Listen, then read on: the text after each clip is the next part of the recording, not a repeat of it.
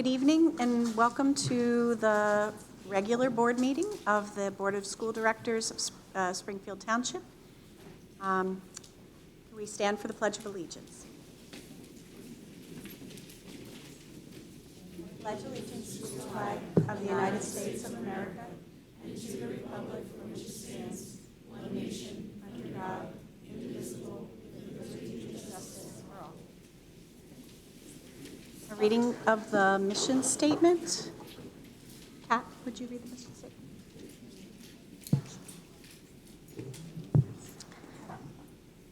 The mission of the School District of Springfield Township is to educate and develop all students as learners and citizens who are high-achieving, resilient, and responsible in a changing global community.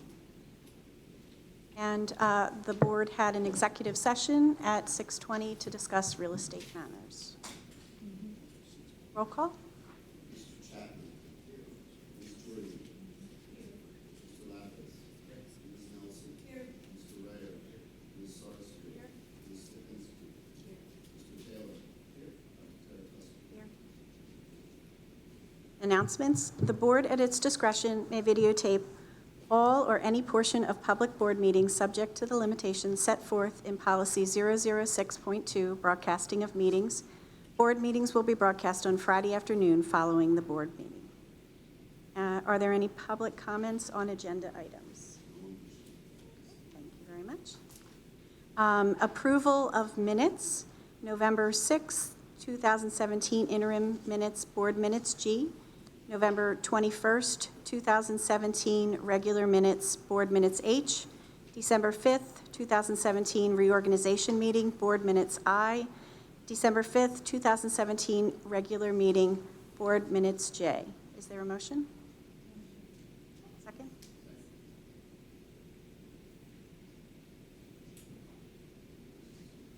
Any questions or comments?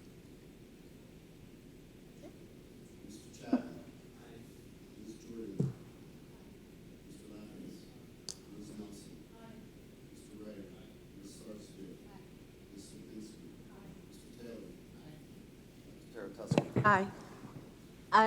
I would just like to note for the record, on Ms. Jordan's vote, that would have to be only for the December minutes and not for the November minutes, as she was not a member of the board during November.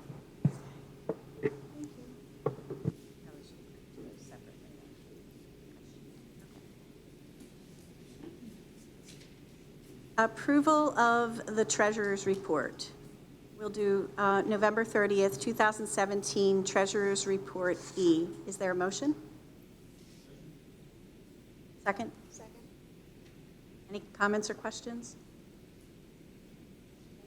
Mr. Chapman. Ms. Jordan. Mr.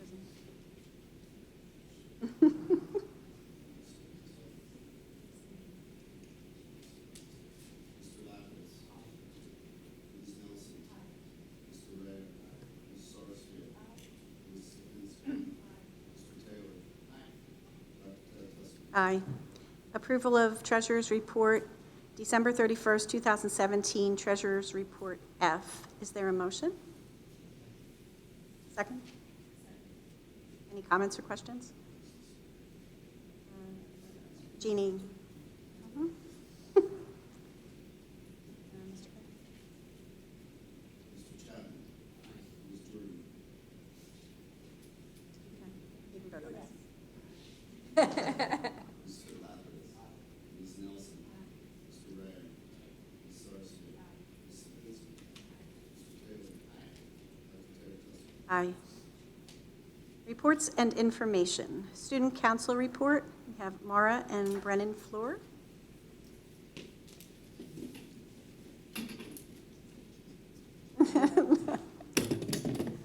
They couldn't make it, so we're here now. Welcome. So coming up on the student council agenda, we have a dodgeball tournament, we have a mini-thon that we're planning, and March Madness, and a blood drive in May. We would also like to thank everyone that came to our Chipotle night. We raised $286. And That's all. that's all. Thank you very much. Administrative reports, Dr. Nancy Hacker. Well, it's really my pleasure at this moment to be able to recognize a long-term board member who served us quite admirably, and I'm actually going to put Holly on the spot because as we recognize her, I'd like to give her just a minute to think back about some of the highlights of her tenure on the board, but one of the highlights that I would like to mention that has really stuck with me are two things. First of all, when I first came to the district, before I was actually selected by the board to become superintendent here, there were a group of people who met me in a room and really just threw a whole bunch of questions at me, I think to determine my suitability for the role, and one of those people was Holly. And I remember walking away from that meeting, and I immediately called Jeff Sultanic afterwards, and I said, boy, you've got some really sharp people there on that board who asked me a lot of really, really good questions. Holly, I don't know if you remember the question that you asked me that really stuck out, but it was about kindergarten children and about their readiness for kindergarten and how that's determined.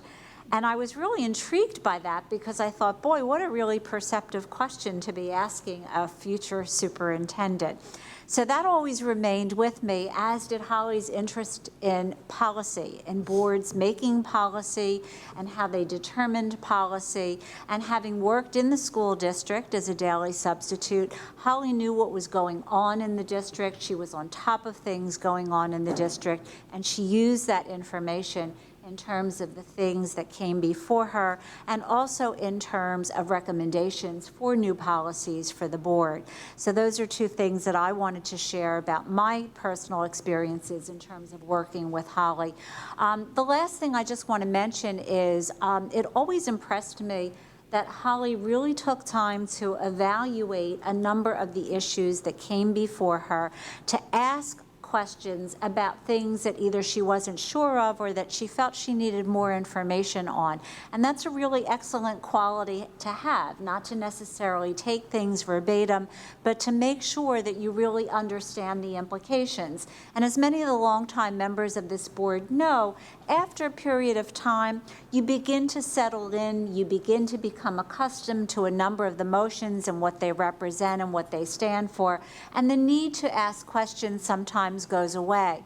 But Holly really never shied away from the fact that if she didn't know something, she never hesitated to ask not only the questions, but the right questions. So Holly, that was always greatly appreciated. Is Megan Gorman here? There's Megan. Megan is a representative from Rep. McCarter's office who's here this evening with, I believe, a proclamation and a citation. So Megan, I'm going to ask you to come up, and Holly, and I'll meet you over there. And Megan, I'm going to turn it over to you. Okay. Hi, I'm Megan Gorman. I am here on behalf of Representative Steve McCarter.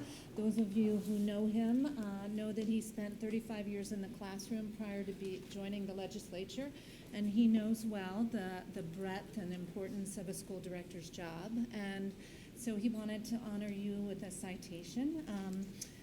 That just an indication of your tremendous commitment to the district and to its children. And so I'd like to read it. It's a bit long, but not nearly as long as the hours that you guys put in. So if it would be okay, I'd like to read it.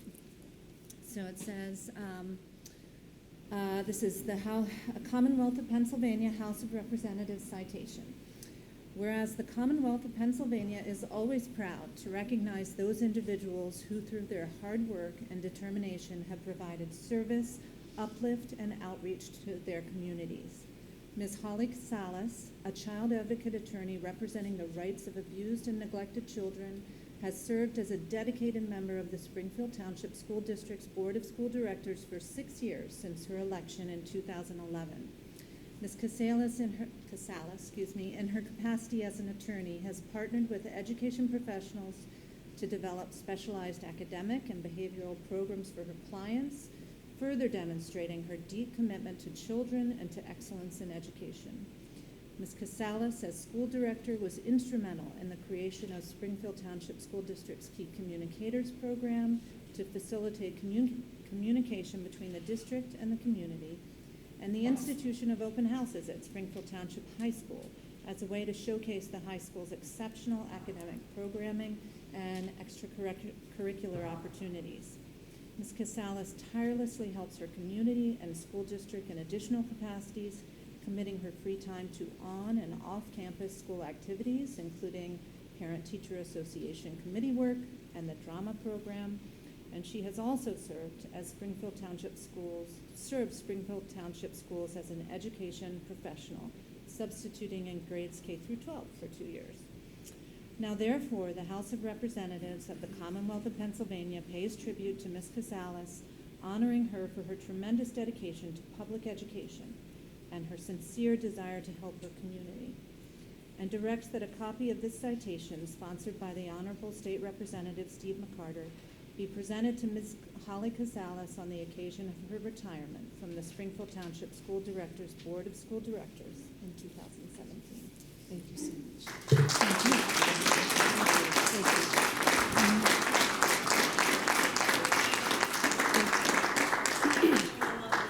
We have our own small token of appreciation for your length of service.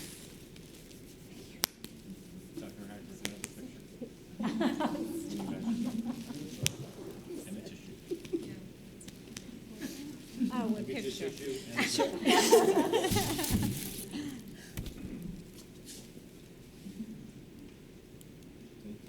You want to share something? Yeah, I didn't think I was going to get emotional. My daughter knows me. I cried everything.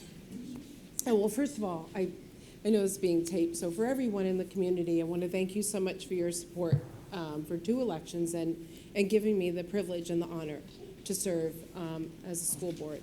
And the main reason that I ran was that when I came to a couple of my initial school board meetings, there was such upset in this district. There was such animus, and it just didn't feel like the community that I knew that I lived in and the schools that my daughter had attended. And I thought, you know what?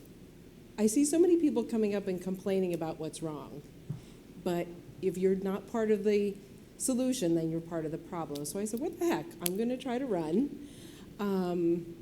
And talk with Walter about it, and and was happy to get elected. And I have to say that in the years that I've been on, I have served with tremendous people.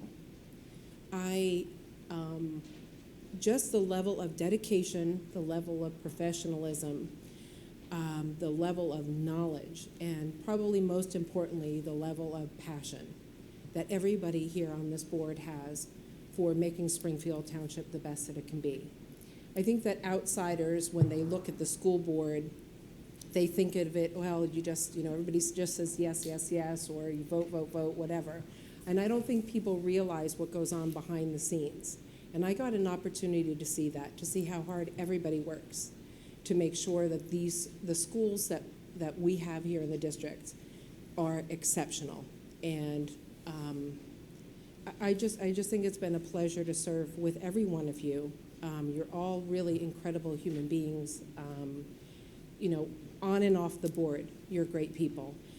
And I think that, bringing Nancy on board, just the improvements that you've made, Nancy, and the bridges that you have built between the staff and faculty and the administration and the community and the board and just overall, has just brought a totally different tenor to this just entire community, and you can feel it. You can feel it when you're at games. I can tell the difference between when I would be out at a shopping center when I first got elected and couldn't go in for a quart of half and half without somebody coming up with an issue, to now where people are just really happy to be part of this district. I have learned a lot. I have grown a lot. I thank every one of you for your patience with me. I guess maybe it's the lawyer in me that I just keep digging and digging, digging at things. But I appreciate you helping me grow as a person and as a professional. And I certainly look for even better things to come. If Springfield can get better, I don't even know if it's possible, because I really believe we are at the pinnacle. And, you know, with Nancy on board and you guys continuing to do what you do, I only see great things continue with Springfield. So thank you so much again, all of you. Best of luck to you in the upcoming year, and really it's been a pleasure to know every one of you. Thank you Thanks so for your much, friendship. Holly. Thank you for those beautiful remarks.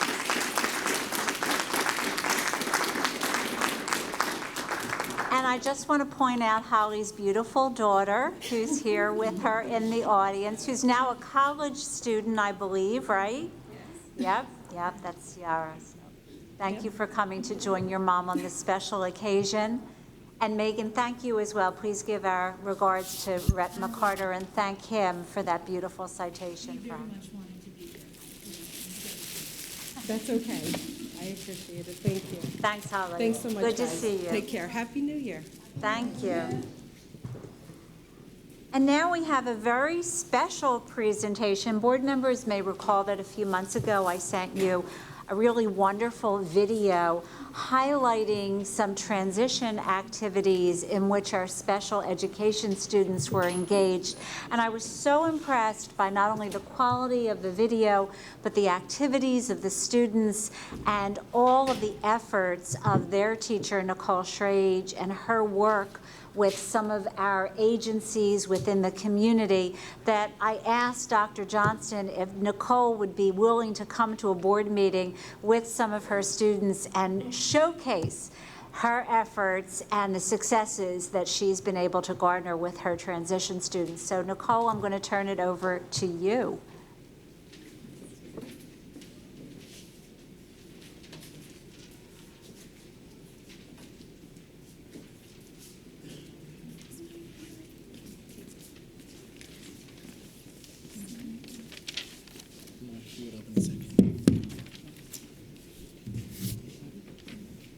Slide over this way.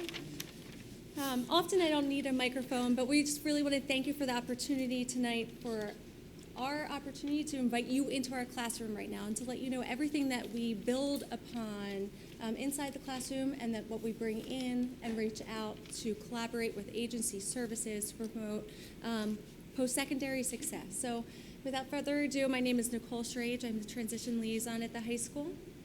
My name is Alex Ruzraki, and I'm a post-secondary student. My name is Danielle Page, and I'm a senior in high school. My name is Samir Austin. I'm also a senior in high school. My name is Barbara Lawler, and I'm the job coach. I'm Stephanie Perry, and I'm the assistant district administrator with the Office of Vocational Rehabilitation.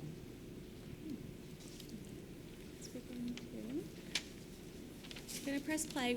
Right now we're going to show you a video that we were asked to put on to orchestrate last school year about all of our success with the Early Reach Initiative and all the different interagency collaboration highlights. So I want to make sure that I play this right. Do I press?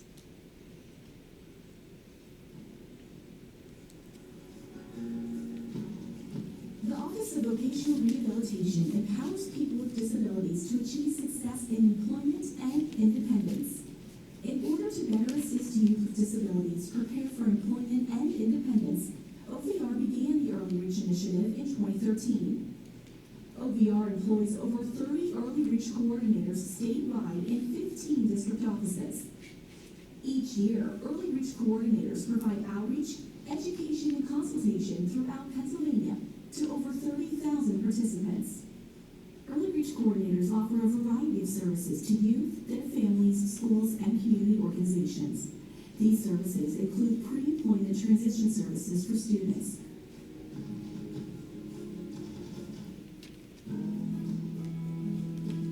As an Early Reach coordinator, we reach out to students with disabilities or youth with disabilities between the ages of 14 to 21 to help them prepare for their transition from school to adult life.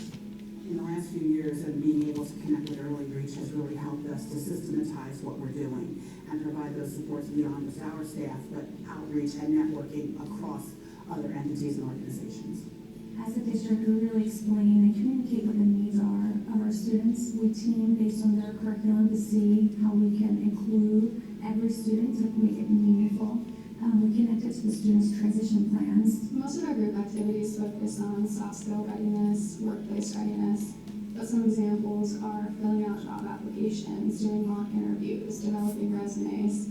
We have created Jeopardy PowerPoints and Family Feud PowerPoints to help them become engaged while still learning vital material. It's helpful that early reach is so flexible that we can go in and really tailor it to whatever classroom we have, and we always collaborate with the teachers so that we can really create presentations that are most appropriate for that group. Early reach has really helped the students in a group setting focus on those abilities and where they can be best used. There was this team building exercise where we had pasta, spaghetti, and marshmallows, and we put them together, and we worked as a team to basically build the tallest tower we could and make it stand. Kind of like how a coworker would work with you, and you would work side by side. The people skills. Services also include training for professionals and families. The information sessions go into the basics. What is OVR? What are the array of services they provide? And how can it be meaningful for your child? What role will they play with the IEP team? And then how does that translate and carry over after high school?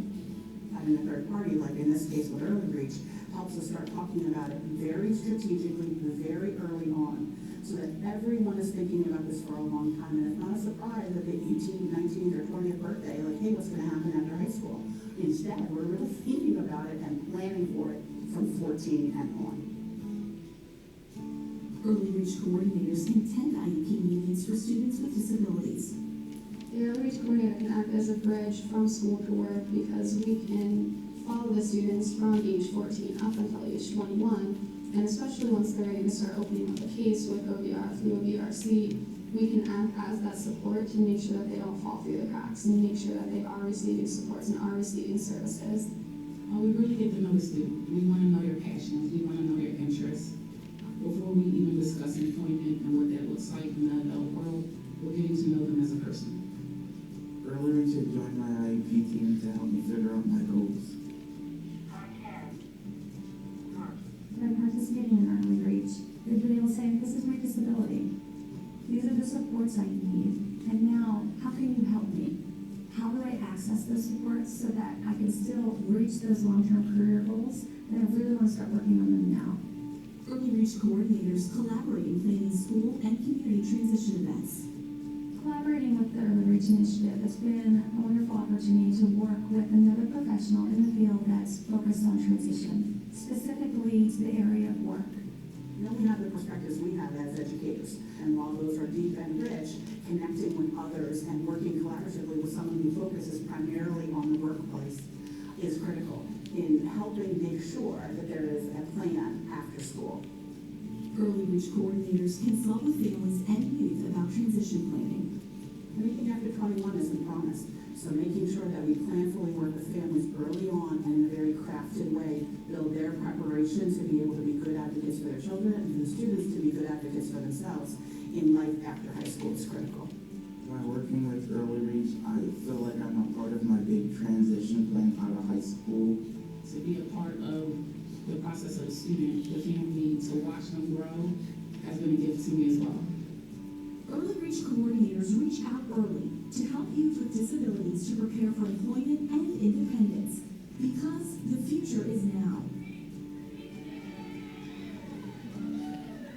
To learn more about OVR, visit dli.pa.gov/OVR or connect with us on Facebook, Twitter, LinkedIn, and Instagram. Contact OVR at 800-442-6351 or OVRfeedback@pa.gov. Brought to you by the Pennsylvania Department of Labor and Industry, Office of Vocational Rehabilitation.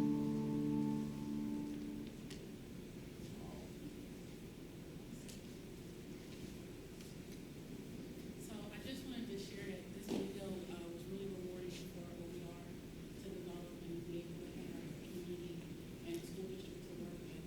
One of the ways that we're using this video is not only to educate our staff on what Early Reach Initiative is, but also the community.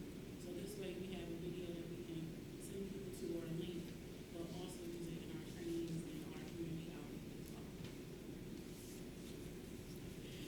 The pre-book class has been participating in the early reach workshops since 2013. So the workshops focus on developing soft skills through the transition-based curriculum. The real-world connections and build self-determined skills.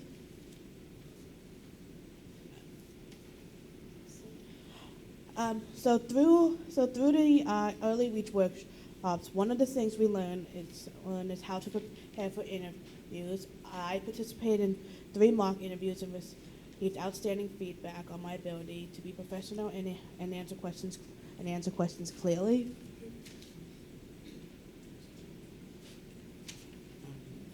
So we participated in the youth job fair readiness sessions. The job fairs give us practice on how to make good first impressions and communicate our work-related strengths. Face-to-face, where we learn how to give back to our community while learning work skills. And I have participated in a work-based training at Impact for the past 3 years. It helped me learn how to be a self-directed and a part of a team. We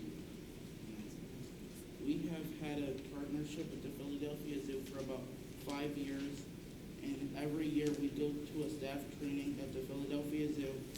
We have did various jobs at the Philadelphia Zoo, which is helping the public in speaking with guests and ensuring that they've had a very good time at the Philadelphia Zoo. So we have been at a partnership with Arcadia University for about 7 years. We organize a student-run snack.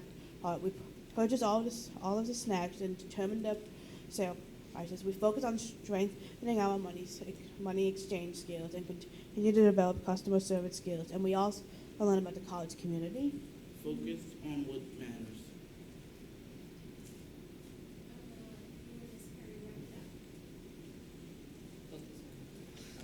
Focus on what matters. That's all Samir's going to say tonight. So focusing on what matters. I guess just reflecting on the past, I'm going to say 5 years now. Early Reach came into inception in 2013 with just one early reach coordinator, and that was myself, the Lewis Town District Office. Nicole and I were able to collaborate on a variety of levels after attending a panel night for parents and teachers here at the school district and in the high school. I guess one of the things that stood out for me working with Ms. Schrade was that she was willing and was open and creative. One of the things that I found in picking the school district that we wanted to use for the commercial was she always reminded me that anything is possible, and that was reflected in her work with her kids. It was also reflected in the work that her and I did together. So I just want to say that it has been an honor to work with you. I speak very, very highly of the school district because of the collaborative efforts that we've had. So focusing on what matters for OBR is being collaborative and being present in the community, knowing that we're here and that we are available for your support and resources. Thank you. We appreciate the opportunity.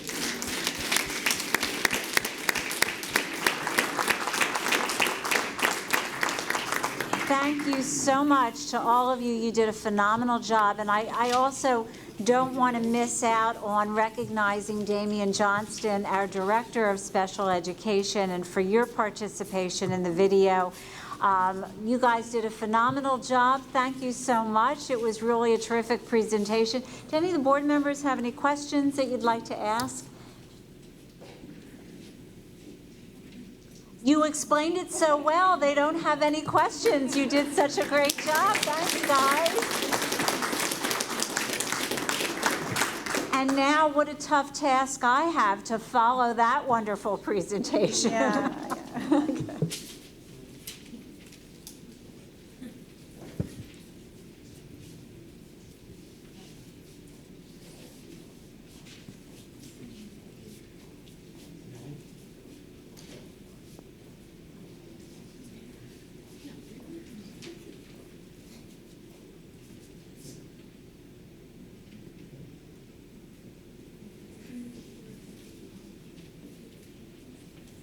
Rich, I'll have to get a copy of that for my Twitter feed. I already sent it to you. So, unfortunately, we have to turn our attention to more mundane things, so we're going to continue on with this year's preliminary budget presentation. And as always, I just want to remind the board members that this is an exercise that we are required to go through because the state basically demands that if we go out for exceptions, which allow us to go higher than the 2.4% that the Act 1 index allows us, then we must, of course, file a preliminary budget. We typically do go out for these exceptions, but we also typically don't use them, which is a good thing. So we always want to remind everyone what our mission is, and I just want to highlight the Educate and Develop All Students line. Even the students who have technically graduated, we educate many of our students until the age of 21. And as you can see, we enable students like the ones who presented this evening to develop themselves as wonderful citizens who truly are high-achieving, resilient, and responsible. So again, thank you all for coming. Stephanie, thank you for your work with our school district. We're honored that we were able to be a part of the great work that's taking place. And Barb, Nicole, thanks for your everyday work as well. We greatly appreciate what you do. So the purpose of the budget process really is to allow us to pursue the goals that we have in our district and to meet our obligations that we have to our students. We want to ensure that we develop a high-quality academic program for all of our students. With the increasing mental health and social and emotional needs that we are seeing throughout our district and actually throughout all of the Montgomery County districts, across the state and even across the nation, we need to be able to meet those needs of our students as well, because it's not just about test scores and academics. We want to ensure that our students have a number of excellent extracurricular activities, including clubs and organizations, as well as athletics, in which they can participate, because we believe that the holistic needs of the students need to be met here at our schools, and that involvement in those activities helps to make students whole and helps to develop future interests in their lives that they can pursue for the rest of their lives. We know how important it is to maintain safe and secure facilities. We need to keep them up to date. We need to keep them well maintained and ensure that we have what our students need in order to be able to function in all of our school buildings. And finally, we need, as you just saw, looking at Nicole and the fantastic work that she does, we need well-trained staff members who are also well-qualified, who we can recruit to come to our district to do the great work that they do. And once they're here, we know that we have to keep up to date with the training that they need in order to continually meet the many diverse needs of our students. So these are just the current statistics that we have here in the state. The Pennsylvania Act 1 index raises 2.4%. A 2.4% tax increase essentially raises close to $1 million. We have historically, over the past 6 years, always had a budget impact of a tax increase equaling the index or less. That has been our commitment to our taxpayers, to keep minimal tax increases to them. And we do that by always setting as our goal to either adopt a tax increase of 2.4 or whatever the Act 1 index is or less. Our current tax increase, in other words, where we are right now, after having put all the facts and figures together, we are at 4.94%, a little bit over $2 million. So we have a lot of work ahead of us to go from 4.94% back down to 2.4%. That's the work that we do between January and June. But I do want to highlight something that I think is really interesting. Last year at this time, our increase and where we were with the preliminary budget was significantly higher. And one thing you will note that I will point out to you, where we are currently includes the interest that we are paying on the debt payments that we have incurred for our current construction projects. So it's pretty remarkable that where we are today as compared to last year, including the significant debt that we have incurred and will continue to pay off, is lower this year than it was last year. So even though we have a lot of work cut out for us, we have a deficit of slightly over $1 million, that is our goal and that is our pledge, that between now and June, that will be lowered to 2.4% or lower. So just to remind you of the current budget process, it begins early on in the school year. We've barely begun a new school year in October when we start putting the word out to the building level departments and teams and the principals and administrators. You have to start looking at your budget figures. We encourage them to look at the past. What have your spending patterns been like in the past? And to continue to use those as the basis for determining what spending will look like in the following year. Remember, in October 2017, we are essentially planning for a full year later in terms of the school year. We look at enrollment figures. What's it look like as we transition from second grade this year into third grade next year? More importantly, if we have first graders coming in from Enfield into Erdenheim, will we now need another teacher at Erdenheim? This is all of the information we begin to gather at the building level. We also plan for staffing through another means. We have to look at potential retirements that may come about and what is the cost to replace those positions. And just for the record, we need to make sure that everyone is aware not all teachers that are hired as replacements come in right after they've graduated from college.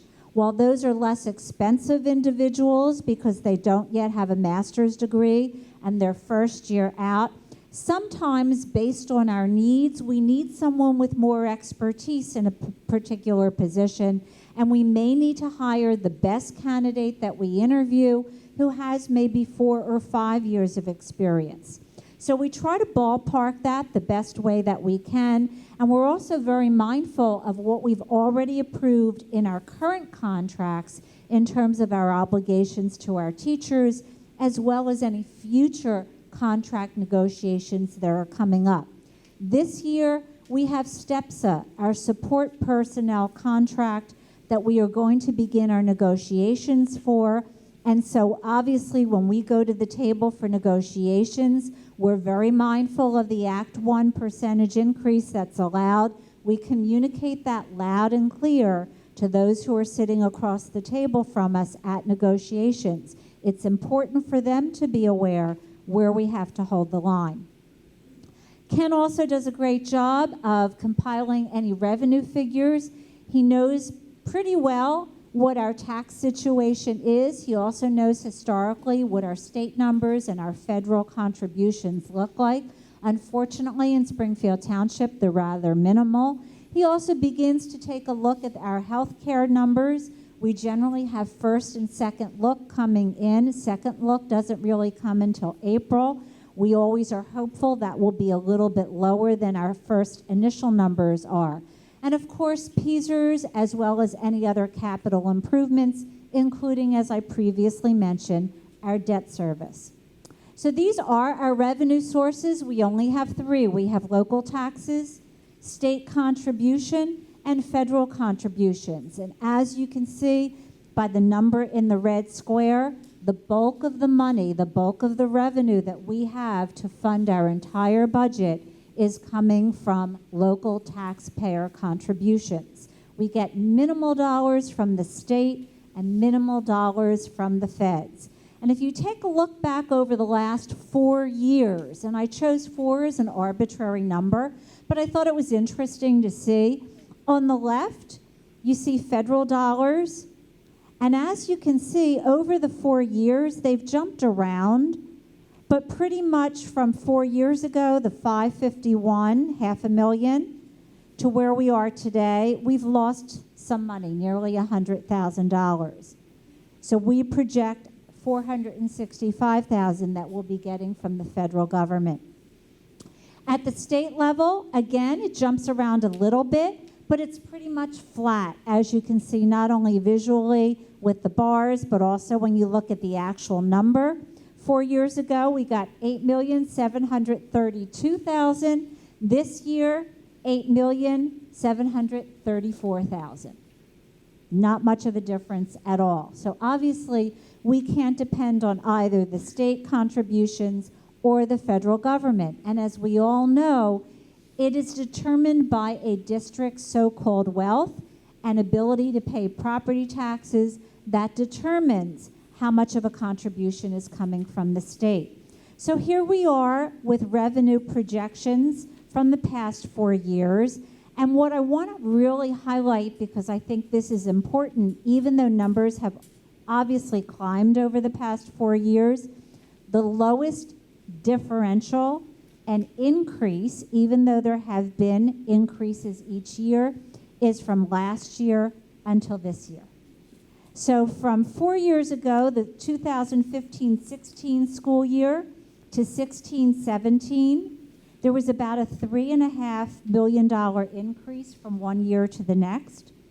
From the next school year, 16-17, to 17-18, this current year, there was a little bit around, there was about a $2.5 million increase. And then from last year to what we are projecting so far for next year, it's a little bit more than $1 million. So it's the lowest increase, if you can applaud the fact that there are increases, it's the lowest one that we've had in the past 4 years between last year and this year, which is a good thing. So this gives you kind of in detail where that money has been going, again, over the last 4 years, comparing it to our preliminary budget.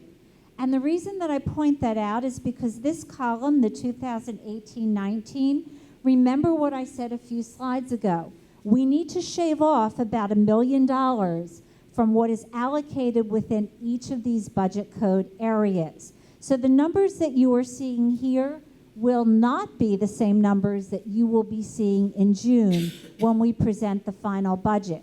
But it is important to highlight a few of these numbers. Salaries and benefits, I always like to highlight, and you'll see that in the graphic organizer, the chart to come. That makes up for about almost 72% of our budget. Almost 3/4 of our budget goes towards the human capital that we have to have in place in this district to do the work that we do with our students. We don't make products. We try to grow children to be responsible citizens. And that's important because you need people to do that. You need teachers, guidance counselors, nurses, bus drivers, secretaries, administrators, instructional assistants, cafeteria workers, recess aides. So that's why 72% of the budget goes towards paying all of those individuals who do the jobs that need to be done. Even Craig Thorne and his staff will be hard at work 5 o'clock tomorrow morning out there salting and making sure that our walkways are clear and our driveways are clear for our students and staff. So they're also all part of that 72%. Part of our benefits, I also just want to point out, benefits continue to steadily increase, not just because of health care, but because of PSERS, our retirement system in Pennsylvania, which unfortunately has been funded on the backs of school districts at a very significantly high rate, and I'll show you the increase that we have in PSERS this year. Our transportation costs have gone up.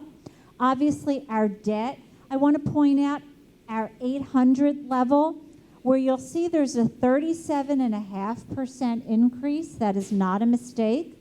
$708,000 out of that 716 increase is from the interest on the debt that we are incurring for our construction projects.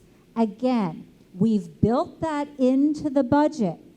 So when I say we have a commitment to decrease that preliminary budget by $1 million, it means interest payments notwithstanding.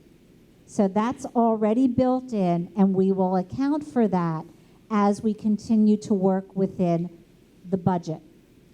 So here's again what that looks like. I'm not sure why value came up instead of the actual numbers, but if you go back to the salary, you'll see salaries account for 45% of the pie, benefits account for 26.6%. That's what value means. This is salaries, the red. This is benefits. And this is everything else that we showed you in all of the other line items of the budget. So these are some of the things that really help to explain why expenses have increased over the years. First of all, take a look over the last 10 years at our enrollment increases. We've gone from a little over 2,000 students to 2,500 students, a 25% increase over 10 years, and still growing. And those of you who have attended some of our construction meetings know I've highlighted this. Where are those students? Where is that influx? Right now, it's primarily in the lower grades. Coming up through Enfield, creating a huge need for a new school to house all of these new students and to take back some of the students who are currently in Erdenheim who we now no longer have any room for. So it's easy to see with a 25% increase in enrollment how that impacts the budget, trying to meet the needs of all of those students coming into the district. Another reason for the increase, believe it or not, even here in Springfield Township, the number of economically disadvantaged students has increased significantly, from a little less than 150 to almost 500. We know from the research, and the research is monumental, that points to the fact that students who come from disadvantaged homes don't have the learning background that they necessarily need to succeed in school, with very few exceptions. So we need to make up for the fact that those students may not be getting the medical care that they need. They may not be attending preschools or nursery schools. They may not have significant reading materials in their home, or access to technology, or access to the internet. So they come to us with a disadvantage that we have to help them overcome, which requires more supports and more resources here in the district to help give those children a competitive advantage. The same is true for our English language learners. It's not a huge number, but it's a significant increase for us to see the number of students whose native language is not English coming into our district. They're not all speakers of one language, such as Spanish. They speak many languages. And again, it requires more efforts on our part in order to be able to meet their needs. They may be coming into the district as late as 10th grade, and they know not a word of English. How do you meet their needs when you're placing them in science class or social studies class? What can we do to support those children? It takes a lot of time, effort, and it also takes dollars. And of course, we've also talked extensively about our facilities, updating that they need, the additions that we're building currently, and the replacements that are required. And of course, once again, the mental and emotional needs of our students have significantly increased. And you know that I've come to the board before, and we've included in our budget more psychologists, more social workers, more guidance counselors, an increase in our special education department and administration in order to be able to tackle the complex needs that our students have. So these are major areas of expense that I want to highlight at this point. Again, I want to repeat, we have a commitment to reduce the deficit in our budget to meet our goal of meeting the Act 1 index or less. So even though we have these major areas of expense, that's our guarantee and our pledge, that we will continue to provide our taxpayers with the same type of minimal tax increase we've had up until this point. So obviously salaries have gone up. That's both to meet contractual obligations of all of our staff members and our contracts and what's been set aside for them for the next school year, as well as the possibility of new staff that we're always looking at in terms of either reducing class size because our class sizes are too large for what we feel is appropriate, or because we may feel we need to add additional staff, especially in the area of emotional support. We built in a few years ago a continuing rotating bus replacement amount of money. Each year, in comparison to the full amount of the budget, this is actually a lower proportion and a lower percentage of the budget. Ken did that very, very strategically over a lengthy period of time. So while the amount is the same, and we're able to purchase, for example, 4 large buses each year, the percentage of the budget that actually eats up will decrease over time. We talked already about the debt service, the inclusion of the $45 million bond, which was the so-called middle bond that we needed in order to finance our new construction. While the bond costs haven't been wrapped in yet, other wraparound for bonds is included, as is, of course, the interest from that, which is a significant driver in next year's budget. Healthcare increases so far, believe it or not, we call this a minimal number, a little less than $100,000 or $200,000. PSERS, which continues, unfortunately, to be an albatross around our necks, is increasing by about $628,000 this year. And what we've noticed in transportation, in the area of other services in the budget codes, we have increased our transportation services to provide more transportation costs that we are required to provide for homeless students who actually do not reside in Springfield Township. So if we are, for example, the last district that a student attended and then they become homeless and they're able to share a residence with someone who lives in Bucks County, we are required to continue to provide them with transportation here in the district so that they have a stable school supportive environment for them. So that obviously is a significant driver as the number of homeless and foster care students has continued to increase as well. So those are our major drivers in the budget. And as you can see, the budget represents a lot of competing priorities and wants and needs that everybody has. And we have to balance all of those and try to find the right mix between what individuals in the community want for their children, what we believe might be best for students, and the opportunities that we believe they need in order to be successful once they graduate. So I just want to repeat one final time. This is where we are. It's January. We have a lot of time between now and when we present the final budget in June to the community and to the board for approval.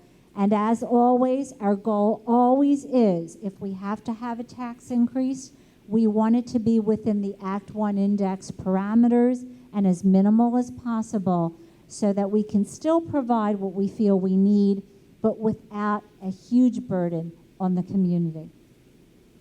Any questions from anyone? Okay. All right.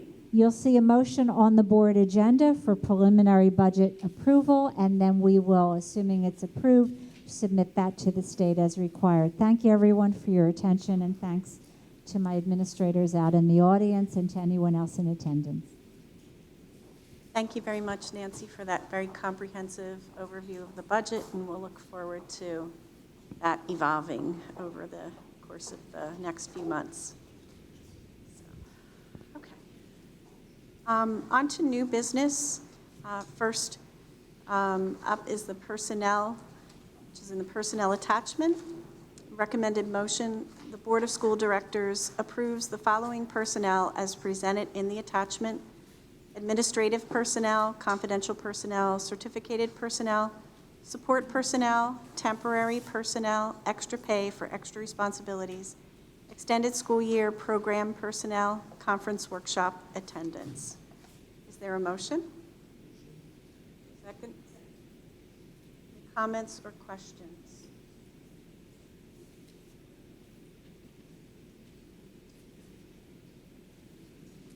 That's okay. I just wanted to make a comment on, are we going to talk about the retirement of Wayne Johnston? Okay. I'm going to make sure something was said. Yes, I got so caught up in all the numbers, I forgot about this human capital thing that I've been talking about, so I apologize. We are going to take an opportunity at a later date to really make more of a fuss about two of our administrative retirees, but I do want to take this opportunity, Dr. Atkinson is here this evening, to recognize the fact that he will be retiring at the end of this current school year. So Carl, we certainly want to wish you all the best as you move on to other activities.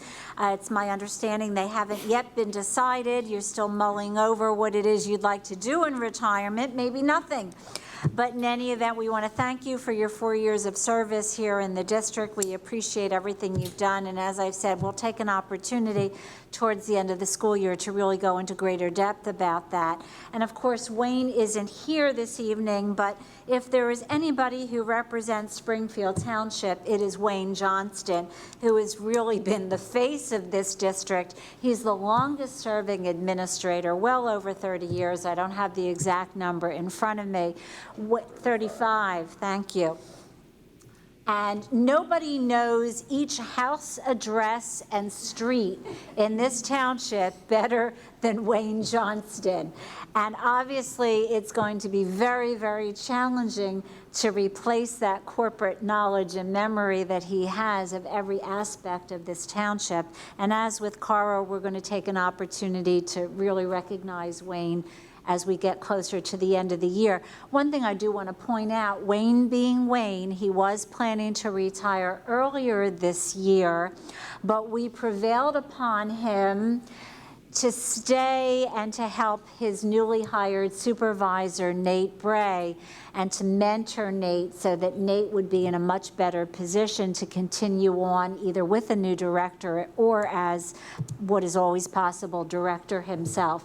And so Wayne has graciously agreed to stay on until the end of the school year, and we're very happy about that. So thank you for reminding me about that. I apologize. No problem. Thank you. And congratulations. Thank you. Any other comments or questions? Mr. King? Mr. Chapman. Ms. Jordan. Mr. Mathis. Ms. Nelson. Mr. Ray. Ms. Sarsfield. Ms. Simpkinson. Mr. Taylor. Dr. Ted. Aye. Number 2, approval of the 2018-2019 Eastern Center budget. Recommended motion. The Board of School Directors approves the resolution for the 2018-2019 general operating budget between Eastern Center for Arts and Technology and the School District of Springfield Township. Is there a motion? Second? Any comments or questions? Mr. Chapman. Ms. Jordan. Mr. Mathis. Ms. Nelson. Mr. Ray. Ms. Sarsfield. Ms. Simpkinson. Mr. Taylor. Dr. Ted. Aye. Number 4, Learning A to Z bundle. Recommended motion. The board, oh, I'm sorry, the calendar. I apologize. Number 3, 2018-2019 school calendar. Recommended motion. The Board of School Directors approves the 2018-2019 school calendar as per the attachment HH. Is there a motion? Motion. A second? Any comments or questions? Mr. King? Mr. Chapman. Ms. Jordan. Mr. Mathis. Ms. Nelson. Mr. Ray. Ms. Sarsfield. Ms. Simpkinson. Mr. Taylor. Dr. Ted. Aye. Now, number 4, Learning A to Z Bundle.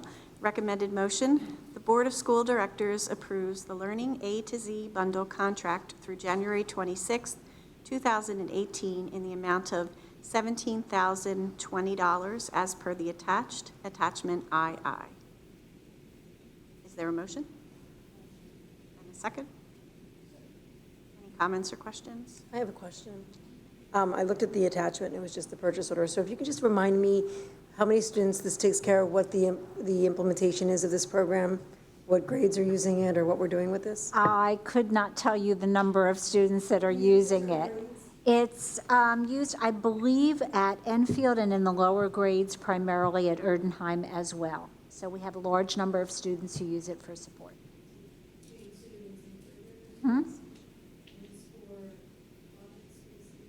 It's vocabulary, writing, RAS pluses for reading. Any other questions? Mr. King? Mr. Chapman. Ms. Jordan. Mr. Lapis. Ms. Nelson. Mr. Redding. Ms. Sarsfield. Ms. Stefanski. Mr. Taylor. Dr. Tusk. Aye. Number 5, the MCIU Service Agreement. Recommended motion, the Board of School Directors approves the service agreement between the Montgomery County Intermediate Unit 23 and the School District of Springfield Township for direct reading services beginning January 2018 for a student as per the attachment JJ. Is there a motion? Second? Second. Any comments or questions? Mr. Chapman. Ms. Jordan. Mr. Lapis. Ms. Nelson. Mr. Redding. Ms. Sarsfield. Ms. Stefanski. Mr. Taylor. Dr. Tusk. Aye. Number 6, adoption of the 2018-2019 preliminary budget. Recommended motion. The Board of School Directors approves the adoption of the 2018-2019 preliminary budget and authorizes the administration to file for Act 1 exceptions, attachment KK. Is there a motion? Second? Any comments or questions? Mr. King? Mr. Chapman. Ms. Jordan. Mr. Lapis. Ms. Nelson. Mr. Redding. Ms. Sarsfield. Ms. Stefanski. Mr. Taylor. Dr. Tusk. Aye. Number 7, approval of demand response agreement. Recommended motion. The Board of School Directors approves the master service agreement with C Power to provide demand response electrical curtailment services for the district beginning June 1st, 2018, and continue annually until canceled by either party. Attachment LL. Is there a motion? Second? Any comments or questions? Yes. Push your button. There you go. Is this something that is continuous? I mean, is this something that currently happens now, or is this something completely new? No, we've been doing this. What happens is at peak energy use times, it's kind of similar to if your electric company reaches out to you and says, can we shut down your power in your home for 2 hours and we'll give you a rebate on the charge for your electrical service. That's exactly what happens here. C-Power reaches out to us at what they call key curtailment times, which is usually days when the temperature is very, very high. And they will ask us if we are willing to go through what is called curtailment for a period of time. So they may call us and say, we're going to ask for curtailment from 2 o'clock in the afternoon through 5 o'clock in the afternoon. We shut down everything and we get a rebate. We actually get money back in the form of cash. So we typically don't do it when students are in school. We do, however, do it over the summer, and we usually restrict it to the end of the afternoon so that our workers who are 12-month employees and work in the summer don't have to sit in sweltering temperatures doing nothing. So, for example, if they call us and say, can we do a curtailment, we'll ask them what time. Usually if they say 2 o'clock or 3 o'clock, we'll say yes. Any other questions? Mr. King?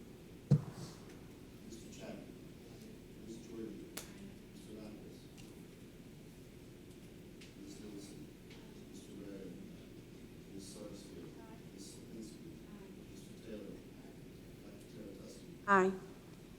Number 8, taxpayer request, recommended motion. The Board of School Directors approves the request of a taxpayer to waive the tax penalty assessed for the late payment of 2017-18 taxes on parcel number 52-00-11817-00-4. Is there a motion? Is there a second? Any comments or questions? Mr. Chapman. Ms. Jordan. Mr. Lapis. Ms. Nelson. Mr. Rayer. Ms. Sarsfield. Ms. Lipinski. Mr. Taylor. Dr. Taratusky. Nay. Number 9, the Superior Bus Service Agreement recommended motion. The Board of School Directors approves the agreement with Superior Bus Service, Inc. to provide school trip transportation for Springfield Township School District students commencing September 1, 2017 and ending August 31st, 2018. Is there a motion? Is there a second? Any comments or questions? I just wanted to understand what this is for. Is this for like overflow trip transportation if we can't? Exactly. So for example, this might be if we don't have enough buses or bus drivers at a time when a field trip is arranged, like the buses are already out doing their runs or whatever, and either it's buses or bus drivers that we don't have enough of, they will supply them. Supplemental. Sports trips as well. Do they use our buses or? No, they'll use their own buses for that. Any other comments? Mr. King? Mr. Chapman. Ms. Jordan. Mr. Lapis. Ms. Nelson. Mr. Rayer. Ms. Sarsfield. Ms. Lipinski. Mr. Taylor. Dr. Taratusky. Aye. We have an additional motion to the agenda tonight. Would be number 10, a revision to the policy 202, eligibility of non-resident students. Recommended motion, the Board of School Directors approves a revision to the policy number 202, eligibility of non-resident students, to read that tuition payments shall not be required for the current school year for a senior student whose parents or guardians have moved out of the school district after January the 1st. Is there a motion? Is there a second? Second. Comments or questions? I apologize if I missed this. When was this sent to us? We had a discussion about this during executive session because it was related to one particular student. Okay. One thing I do want to point out that assuming that this board motion is passed, we will include it again on the February agenda so that members of the public have an opportunity, if they should choose, to comment on this, and we will make it available as well. Do we just want to clarify that we're changing the date for seniors only, or the policy, just a little background? That's correct, just for seniors Yes. at this point. And it does state that. Any other comments or questions? Mr. King? Mr. Chapman. Ms. Jordan. Mr. Lapis. Ms. Nelson. Mr. Rayer. Ms. Sarsfield. Ms. Lipinski. Mr. Taylor. Dr. Taratusky. Aye. Any public comments on non-agenda items? Future meeting dates, there's a school board meeting on Tuesday, February the 20th, 2018 at 7 p.m. in the Freeze Memorial Lobby. An interim board meeting will be held Tuesday, February 6th, 2018 at 7 o'clock p.m. in Freeze Memorial Lobby, and this is a tentative date pending whether there are motions for the agenda.